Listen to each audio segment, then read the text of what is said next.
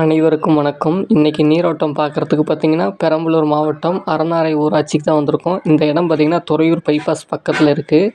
JCB ஓடிக்கிட்டு இருக்கிறதுனால இப்போ நீரோட்டம் பார்க்க வேணாம், ஜேசிபி ஓடி முடிச்சதுக்கப்புறம் நீரோட்டம் பார்க்கலான்னு கொஞ்சம் வெயிட் பண்ணிக்கிட்டு இருக்கோம். ஜேசிபி ஓடி முடித்தோன்னே நீரோட்டம் பார்க்க ஆரம்பிச்சிடலாம்.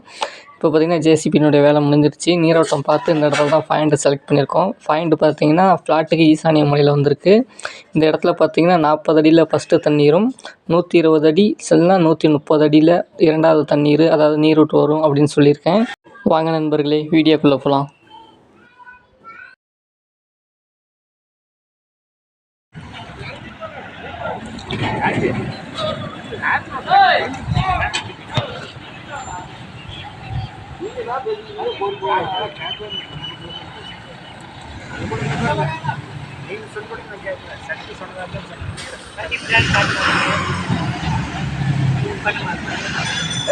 அதையும் சொன்னேன் நான் சாப்பிட்டேன் சார்.